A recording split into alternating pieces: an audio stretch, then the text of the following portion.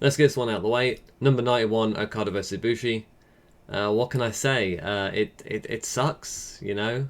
The only thing we can get from this is that if, I don't know, they can tease a better ref stoppages in the future, but this just sucked, man. So yeah, with that out of the way, I'm going to be ranking every G1 match, all 91 matches, including the replacement matches. I'll be providing star ratings, but this is more so how much I enjoyed them or how memorable they are to me, rather than just saying how technically well crafted it was, you know?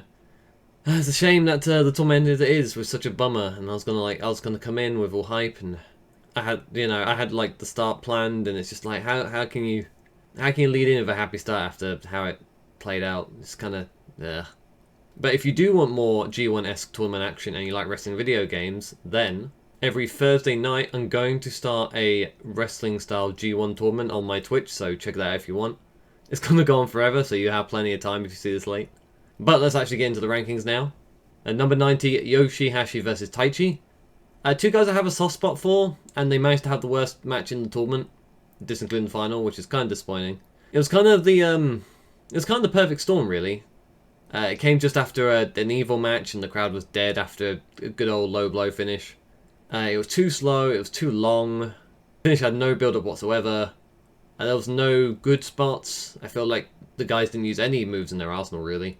And it started off kind of cool. Yoshi was showing some fire. He was choking like Taichi on the outside, like ooh, you know, I might get something cool here, but it didn't. It kind of went downhill from there. So that was sad. Number 89, Kenta vs Yano.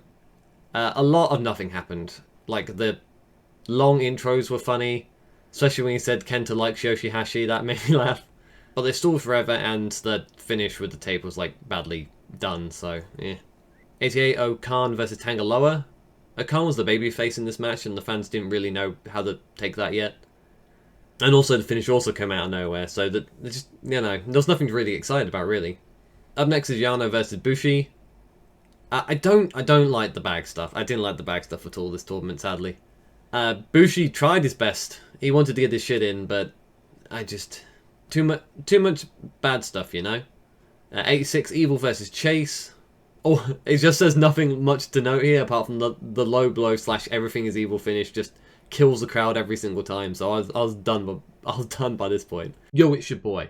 I realised I left out a match. I realised I left this match out, which is funny because it's the match I have literally nothing to say about. If I try to imagine an Okan and Kojima match, it probably look exactly like this, and that's all I have to say. So back to the video now. Then got Yano versus Ibushi. It was a Yano match, but I would have given it 1,000,000 stars if the burrito finished it. He wrapped him up in the apron, like outside. If that was the finish, then this match would go meh. Then we got Yano versus Shingo. It never really became a match. I mean, it never really became a match because, you know, Yano. I do think, however, Shingo never should have taken the bag on top of his head. Like, can you see, like, Okada or Naito walk into this tournament as champion and, like, Yano puts a bag on their head for 5 seconds? I don't think they'd let that happen to their character. So by that little cornetism, not much to say, really. Then we've got Yano versus Okan. A lot of spot involved in there. I feel like I wanted to like this match more than I could just because it had a story coming in, but there wasn't really much to it, really. 81, Nagata versus Tangaloa. A very simple match. Nagata took a really funny bump off a forearm. He just took a forearm, then just paused and then fell back like 2 seconds later. It was really wacky. The selling in general was kind of awkward, but it was a fine match. Then we've got Taichi versus Evil. Not much really. Taichi kicking people in the face is always good though. The fans did get into it. They were kind of hype. Then we've got Taichi versus Goto. Too much choking. Be it wire or hands, and things were kind of clunky in general in the match. But a very smooth GTW counter where Taichi like slipped on, slipped off in one motion. That was pretty sweet. I think these guys could have and have had much better matches in the past, so that was kind of disappointing. Then we've got Kenta versus Okan. I found it very hard to rate because I found the match a very easy watch, but it wasn't that good. There was a lot of the nothing, a lot of stalling early, and then like there was a lot of like weapon shenanigans, and then a good old WWE distraction roll up finish for the win. You love to see it. Maybe that's the heat though, because he's a former WWE guy. I would pay for the DLC with Kenta with hat as a skin, though, to be fair. Yoshi versus Chase Owens was a match that existed, and it was fine.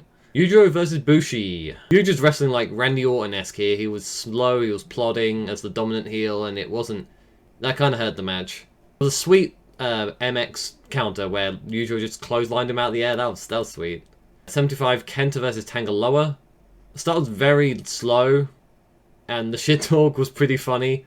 I feel like the fans really wanted to cheer, but I think they needed a slightly better match for them to get fully invested. Kind of crazy, these guys might have met backstage of NXT, which is a weird thought. Tama Tonga versus Yoshihashi. Some nice quick counters, as you'd probably expect in a Tama Tonga match. But also a good amount of sleeper holds, which has been known to also be in Tama Tonga matches. And then we've got Evil versus Tama Tonga. This probably would have been my favourite Evil match if Nosferatu didn't start flickering the lights at the end. Kind of killed it. Jeff Cobb versus Chase Owens. It was short, had a couple of nice moments in it. Cobb with a couple of strikes, and then Chase kept bouncing off into the Tori Islands. It was a different finish, I quite liked it. Yujiro versus Tangaloa, they both worked kind of hard, but Tangaloa's heat was a bit meh. Taichi versus Tama, a lot of slow holds early, and there's a messed up TKO spot, and a flat finish. Despite all that, these guys can still have a pretty good match. Number 69, Sanada versus Yoshihashi. Not much here, the draping cutter was kind of cool, I guess. This isn't the first time that I've seen these two and thought that wasn't much, so maybe these two just don't have that great chemistry. Yoshihashi's back versus Evil. A lot of good and unique counters from my boy, but there's only so good an Evil matches, especially one with the good old two-move combo finish of his. Khan versus Yujiro Takahashi. The start was good, and then it kind of broke down into meh. Yoshihashi versus Tanahashi. This match Yoshihashi was winning until he lost, and that was about it. There was like a free Migo / twist and shout at Migos spot, which was kind of... It was a choice. Big Huge versus Big Zack. Again, started off strong, but as it got a bit hit and miss later on in the match. And got Ishii versus Okan. It never really clicked as a main event, and it kind of ended up there by default, but it didn't kind of live up to its own billing. But it's an Ishii match, so the end was pretty damn sweet regardless. Right, number 63, Ishii versus Tangaloa. There was a botched headbutt spot, and the clearest example of mid-match bot calling I think I've seen in a long time. But I really enjoyed it, and the fans bit towards the end, so they must have got sucked into it too on some degree. Now Yano's back, Yano versus Yujiro. This was fun. Yujiro's a sort of character which blends well with Yano. The finish was a little wacky, a little on the wacky side, but it was fine. Then we've got Goto versus Sanada. A great match with a real nice roll-up finish. I guess the perfectionist in me saw one too many like weird, messy corner counters, but it was good. It was good. Kenta versus Yujiro. This was weird. It felt like they kind of positioned Kenta as the face, which if I was picking, I would have picked Yujiro in a heartbeat. So that was kind of weird. But this match will live in infamy for having the quote of the year. He beat Ibushi as clean as his sheets can get, which quote of the year for sure. Breaking to top 60 with Yoshihashi versus Jeff Cobb. I don't know if I like or hate the whole Destroyer build-up thing. Like, if he did the powerbomb, like, it would have looked really fake. But at least it would have been, like, built to something. The Destroyer was the smarter choice. But it did make him feel like a bit of a dingback for going for a powerbomb for half of the match. But now that I think about it, that kind of fits Yoshi, so. In general, the theme of the match was Yoshi, like, faking out, trying to, like, get a roll up by tricking him by going to his finish. So it kind of fit the theme of the match, and it was good. It was good. 58, Kojima versus Ibushi. There was some bad stomps in this match. Again, that doesn't really take too much away. I think Ibushi being able to like flip off every shot ever elevated this match quite a bit. Then we've got Yano versus Zack Sabre Jr. There was a nice bit of Yano spiced up with a dash of some cool Zack counters. The bag on the head wasn't so intrusive this time, because like he could have like... I can believe that he got his bearings and then immediately took the head off. Then immediately took the bag off his head. I can believe that that bag was only on his head for what he seemed for like 2 seconds while he was conscious. It was kind of cool to see Sabre win with just like a basic armbar. You know, get some moves over while you're facing Yano, why not? Mr. Producer's back, this time against Tangaloa. It was actually a very fun match. There was enough action and enough sense to make it more than just a laugh. You know, there's some stuff going on there. There's an actual match almost, kind of. And I could watch Jano selling, merely existing, for like the rest of time. I need that on a looped GIF. 55, Ibushi versus Yujiro. A great start to the tournament, and there was like a cool like leg kick spot. My notes say, I'm not sure if I remember that now.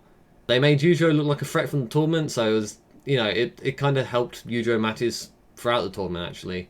And I also laughed at Yujiro shouting check for the ref to check Peter. Checker for what? Check what exactly? I don't know. They've got Chase versus Tamatonga. I mean, there was like some slow feeding and there was like a weird net breaker. But it was very well wrestled and it was a good match. They got Sanada versus Evil. Some good 1 versus 2 spots of Sanada taking on both of them. Until the usual Evil stuff happens, then yeah. Then got Okan versus Shingo. It happened. It was fine. It was good even. It was a real smooth made in Japan counter which caught my eye though. 51, Chase Owens versus Taichi. It was short, it was good, it had a story. I'm not sure, Chief, about using Chase Owens in a sexual harassment thing. I'm not sure. Top 50 now, we've got Cobb versus Evil. Some fun spots of one man throwing around 2 at the same time. You know, the double hip toss thing from the Donald stretch. And Evil taking the Evil spots, the announcer bump and the ref leg kick stuff. That was all kind of some sweet karma. And the Evil match that doesn't end from a low blow into his finish is a big win, really. Back again. How many of these did I forget? The crowd bit on a third pin attempt. Like, Chase beat him up on the outside, rolled him in, and on the third cover, the crowd reacted to a kick out. It was, like, that's never worked in the history of ever, but the crowd thought, do you know, today might be the day. Goto might lose to 3 pin attempts in a row. A good match, and the only other real thing to note is that Chase got Goto up in a pile driver position forever. That looked like a real impressive feat of strength. Then we've got Goto versus Okada.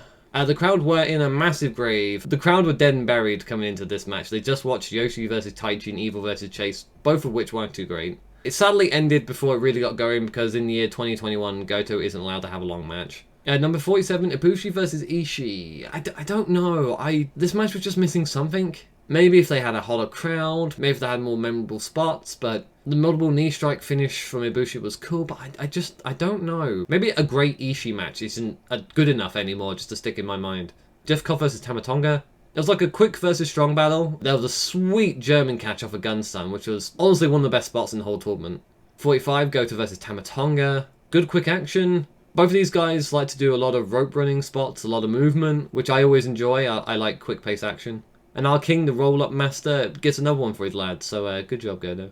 Ishii versus Kenta. A good fight which the crowd seemed half asleep for some reason. I did realise there was a callback to the Royal Quest KO.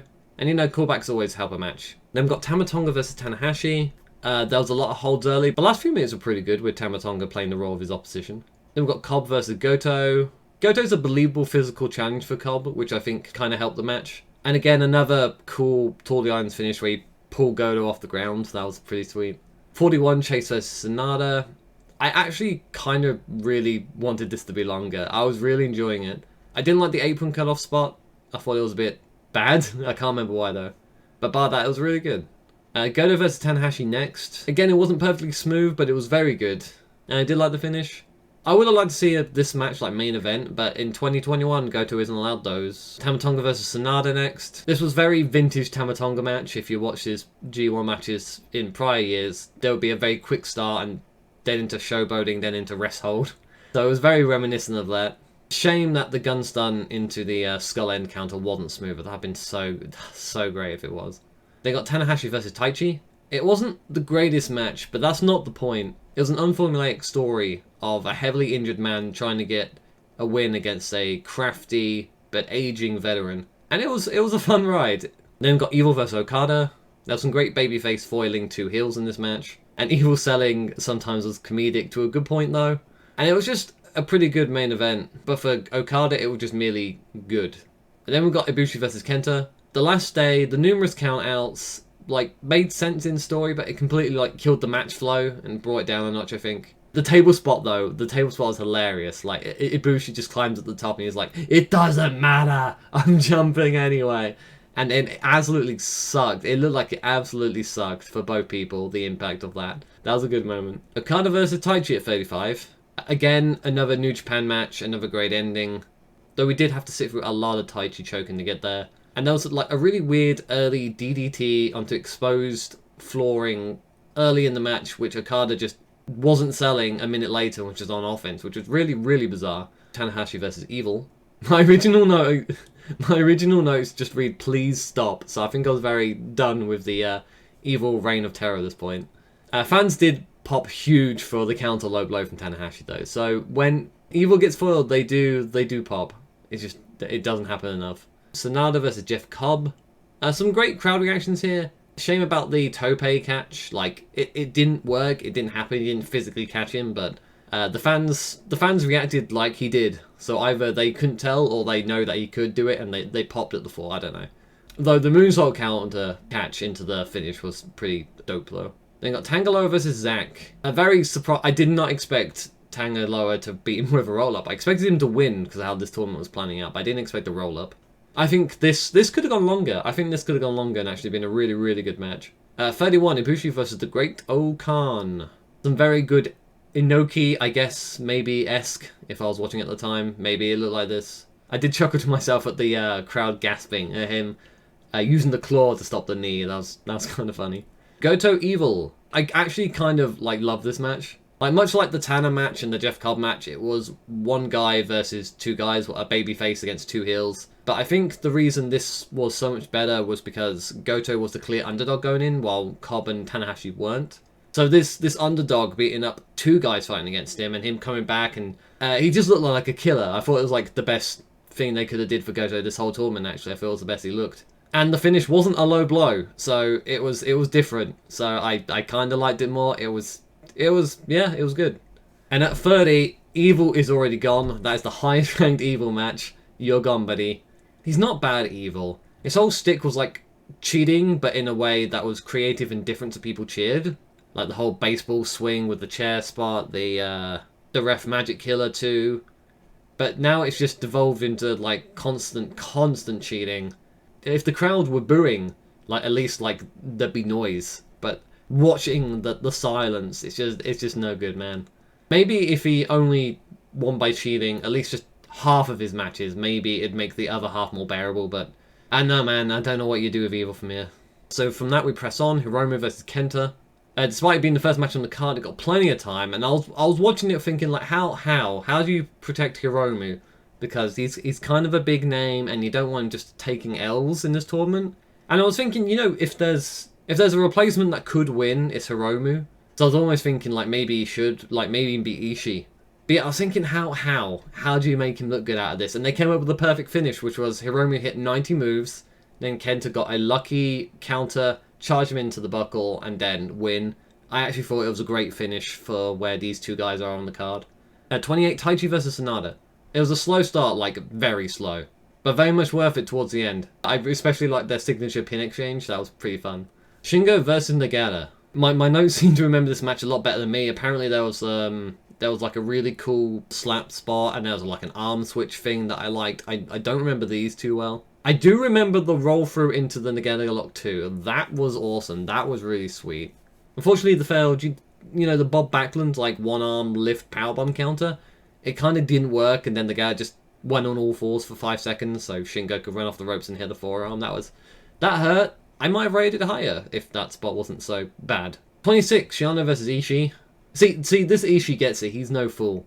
Yano tried to put the bag on his head and he countered immediately. He wasn't taking any of that. He knows how to keep his character looking smart.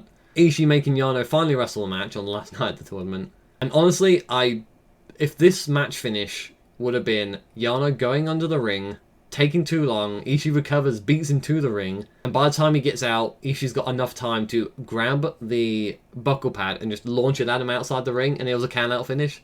This would have been like maybe top 10. But yeah, that's Yano, second personnel. I didn't enjoy Yano matches as much as last year. I was thinking of doing this video last year, but I got a new job and it just didn't happen. But I was ranking the matches as I went, and Yano was doing a lot better last year, a lot higher ranked. I think it was the absence of the bag, and his matches were generally shorter last year. Like the bag spot I don't like the bag spot. Like if someone puts a bag on your head, you take it off. I can deal with this aging veteran who's trying to get wins as quickly and easily as possible, but the bag just took it to straight up bad comedy for me. So despite this not ranking or star ratings, which Yano would be last, instead he comes out at 26, which speaking of eliminating one more person, we've got Taichi versus Cobb. There's some great strikes in this, and this probably might be the best babyface Taichi I've ever seen. The fans were really into this. They were living and dying with Taichi towards the end. He wasn't able to pick up the W by the end. But yeah, Taichi done at 25. Kind of disappointed, honestly.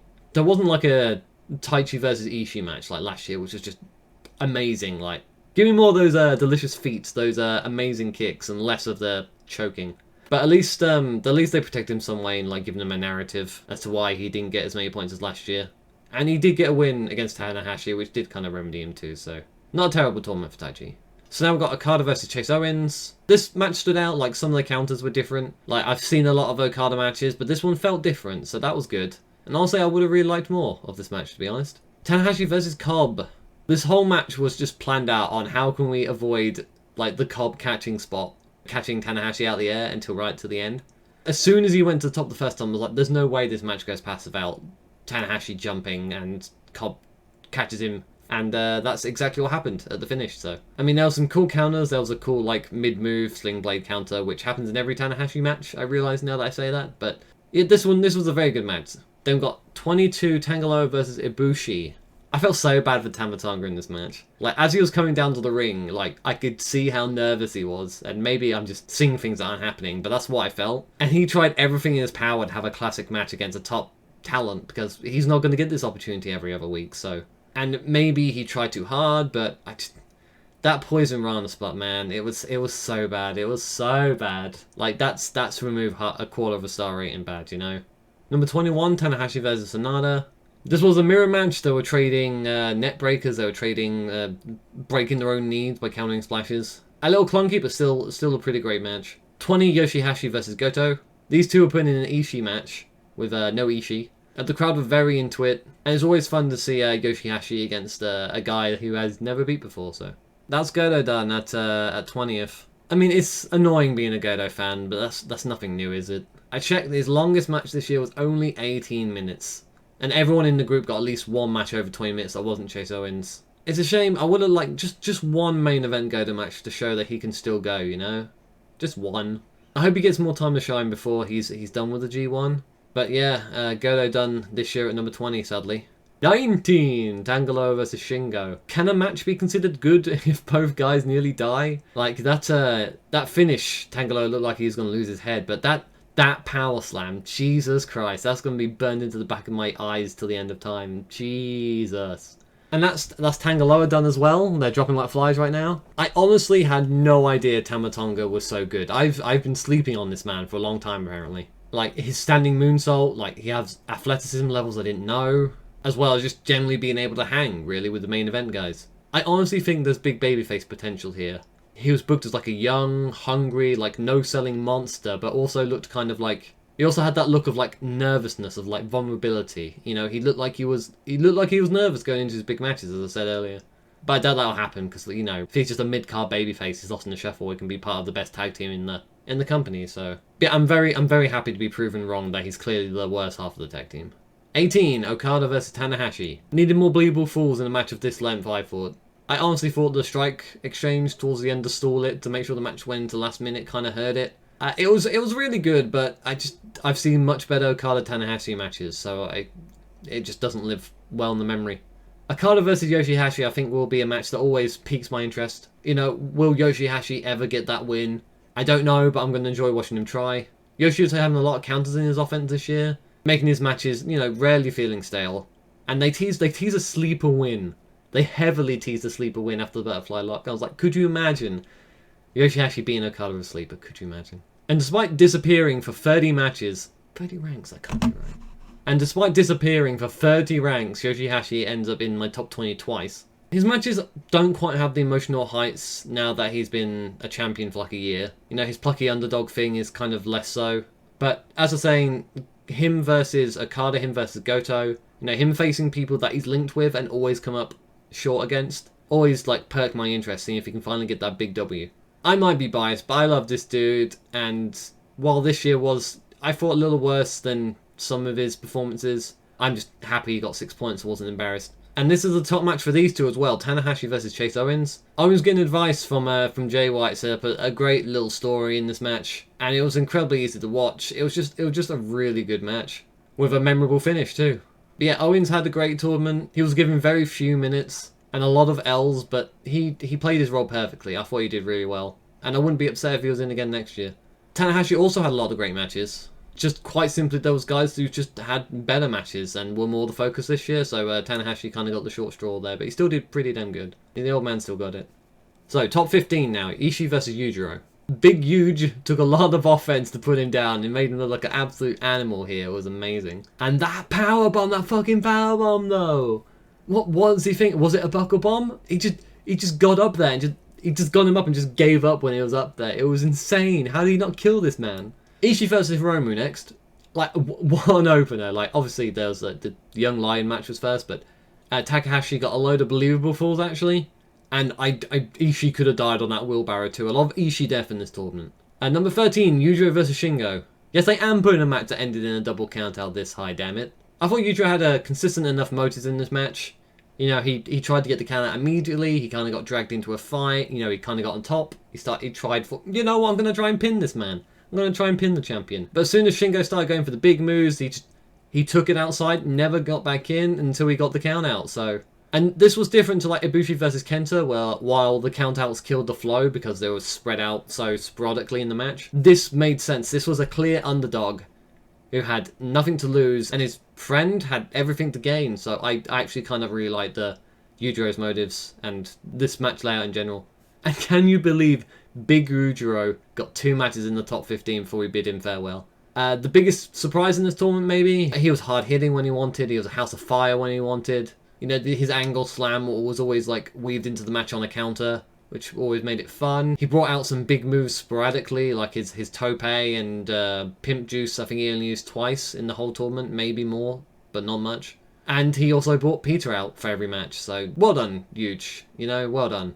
I realised through editing this, a little while after recording it, that I somehow missed out number 12, so I guess I'll do that now. I think this one suffered me because what came before it. You know, with hindsight, they'll probably saving some stuff for their rematch at Power Struggle, which isn't going to happen now, but sad, but fine. And now, back to the original stuff, I guess. I don't know how to rate this. I thoroughly enjoyed it. Like, maybe Zack getting into the Strike Exchange was pretty... I think it speaks the volumes of Zack's character, where he's the only guy that I really get into Strike Exchange and everything, because I feel like he's just got such a strong personality that when he does that, it just feels like it betrays it sometimes. The result was he had a shoulder he was selling for the rest of the match, so at least it played into the match. And that goddamn ending, man, that submission out of nowhere where gravity was helping him like pull the arm out of socket. That's so awesome. But that was Khan's only match in the top 30, but despite that, I thought he had a pretty good tournament. You know, I hadn't seen too much of Okan going into this, but what I've learned is that he's an amazing grappler, and his selling is actually really, really good. Though he's a big guy, and I don't know how often he's going to be able to believably sell for anyone, but he's got that in his back pocket at least. The wacky parts of his character are clearly like there to make him stand out, you know, to make him seem like a big personality, but honestly, I think if he cut back some of them, his matches would probably be so much better. But great showing for Mr. Okan in his first G1. 10. Tama Tonga vs Okada. No posing, a shorter heat, and a sweet callback with some of the old Bullet Club moves. Makes this the best Tama Tonga match, for sure. And he also won, amazingly, with a new move. So, he got a new move over, and it was a big upset and a great match. And again, this is the only Tama match in the top 40. But I think still he had a good tournament. He kind of reminded us that he's a good singles guy, you know? Sure, he's not the best wrestler in the world, but he's more than capable of having good matches, and you need to rotate the cast, you know, every now and then. So, you know, I was glad he was in this year. It was a good breath of fresh air. Okay, so we're on to the top 9, and obviously there's people going to be dropping like flies now. So I'm not going to give my thoughts, because clearly all these guys at this point had some good matches. So 9, Sabre versus Kenta. I actually really hated their first G1 match all those years ago. I thought it was abysmal. I always feel like Zack in his first match with people would kind of like... There'd be big gaps in between his offense, and like he'd sell nothing. If it's meant to be exhaustion, he doesn't do it very well. But this time it was hard hitting. It was great. It was a great match. And for some reason, the turnbuckle finish, it works. Sometimes it doesn't work. I thought it really worked in this match, so it was a great match. Shingo versus Kenta, and you know, the Kenta in the last match, the Kenta in this match. Like if we got this Kenta every single time, you know. At least, you know, I feel like when Kenta does like take his time, at least he gets heat, unlike Mr. Evil. But the cosmic justice of Kenta being beaten by the reverse buckle shot was also great in this match. So, yeah, another great match. 7, Shingo versus Ishii. I wrote at the time that the tournament was over in night 1, which it didn't quite pan out, but this was definitely one of the best matches of the tournament. I remember that superplex botch until the end of time. It really added. For 5 stars, like, I don't know. Like, we live in a post-Okada Omega world, and I don't know what's a 5-star match. You know, I don't know how you compete with that match, but a phenomenal match, man. 6, Shingo versus Sabre. It was quick, it was low from the start. There was like an arm drag story almost, you know. There's a lot of arm drags and arm drag counters really early, so there was a theme. I thought the finish was great. I actually missed it the first time and really noticed it looking back. Like, Shingo was going for like the Backland lift again to counter the armbar, but what happened was that as he was doing it, it allowed Zack to change his position and just like pull his shoulder with gravity like he did with the Great Khan for the instant tap, which was a great finish, man. A great match, great match. Top 5. It ruled. It fucking ruled, man. Zack versus Ishii in the strike exchange. Again, it shouldn't happen, but you know, it's New Japan, so it does. This whole tournament till this stage built up to someone having to dethrone Zack's run of terror, and it was a pretty cool moment seeing Ishii get a pretty big W. 4, Zack versus Ibushi. Just an amazing match, man. Just wow. Everything's so quick and smooth from these guys. The selling of the actual like impacts of moves, you know, was phenomenal. I think more time, more near falls. You know, if this had 5 more minutes of like main event finish teasers, I think this could have been one of my favourite matches of all time, I think. Now, before I come off as a bit of a hypocrite, hear me out. While I said no one enjoyed Ibushi versus Okada, I think that's because Ibushi is like in the prime of his run, you know, no one saw this injury coming, it was so unfortunate, it was on a bigger stage. While Naito, it was always coming, you know, he wrestles like a madman, he's past his physical peak, but he keeps trying to put in all these legendary performances anyway, and he felt like an actual ticking time bomb, you know, he should take that name from Hiromu. And it just feels like the great Naito matches are the drying up, man. I don't know how many more I'm going to get at this point in his career. It does feel like he's on the timer.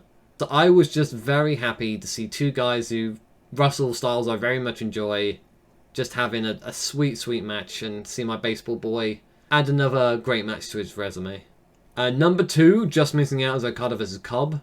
You know, do I think it was technically the best match? No. You know, did Cobb get dropped on his head like 2 minutes in and then stand there for an entire minute? Yes, he did.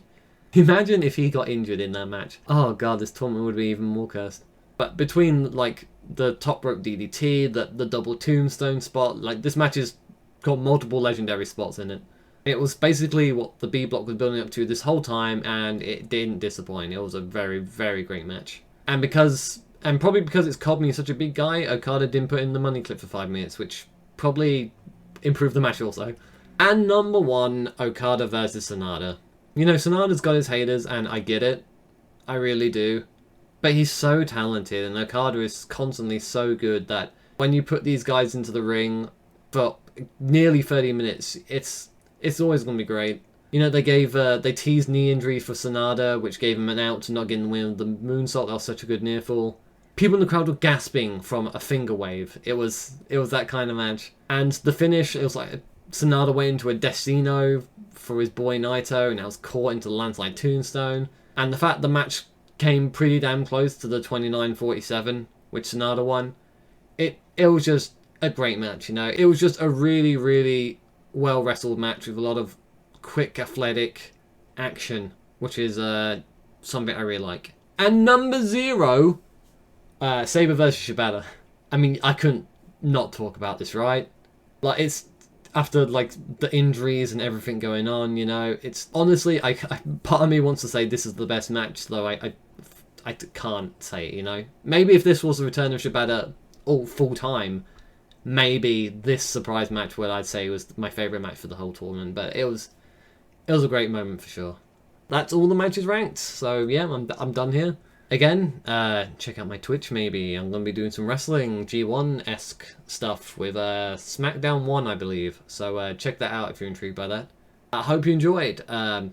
Keep watching New Japan Boys. Keep enjoying life, and adios.